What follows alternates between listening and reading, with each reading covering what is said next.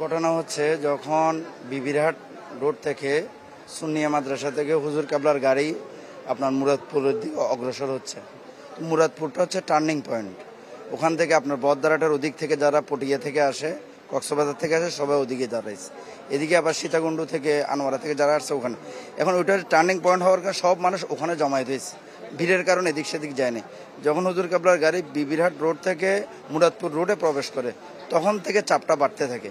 চাপ বাড়তে বাড়তে যখন ইউটার্ন নিয়ে ফেলছে, ইউটার্ন নিয়ে 5 লাইশ মোড়ে আসছে, এরপরেই যখন একটা চাপ পড়ে, মানুষ যখন এদিক সেদিক যেতে না পারে, মানুষের চাপের কারণে কিছু মানুষ পড়ে যায়, পদদলিত হয়, এবং কিছু মানুষ ওই গরমের কারণে শ্বাস প্রশ্বাস ঠিকভাবে নিতে পারে। এই অবস্থায় যারা পড়ে গেছে চাপের মধ্যে, ভিড়ের মধ্যে, এদের মধ্যে যাদেরকে পারছি আমরা এখানে গাউসিয়া কমিটির অ্যাম্বুলেন্সের মাধ্যমে এবং মেডিকেল টিম যেটা ছিল বিশেষভাবে ওনাদের মাধ্যমে নিয়ে আসার চেষ্টা করা হয়েছে। এখানে 2 জন ইন্তেকাল করেছেন, ইন্না লিল্লাহি ওয়া ইন্না ইলাইহি রাজিউন, আর একজন আইসিইউতে আছে। পরে সংবাদ পেয়ে আমরা এখানে আসছি আর কি দেখার জন্য।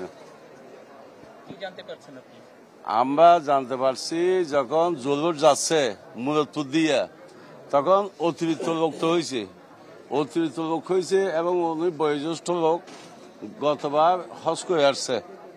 তো অতিরিক্ত লোক যখন এই প্রেসারে পড়ছে এবং গরমে হিট, 2টা মিলিয়ে উনি স্ট্রোক করে পড়ে গেছে সেখানে। নাম কি আইব আলী? জি, মোহাম্মদ আইব আলী ওনার নাম। উনি হচ্ছে আমার হয় থালই হয় আমার। আপনি কি হন? আমার বড় বোনের জামাই। আমরা শুনছি জুলুসে আসছে, মানে অ্যাক্সিডেন্ট হয়েছে। আমি এখন আসছি, এখনো দেখিও নাই। আমার বাসা এখানে মুরাদপুরে, তো শুনছি আর এখন আসলাম আর কি, এখনো দেখিও নাই।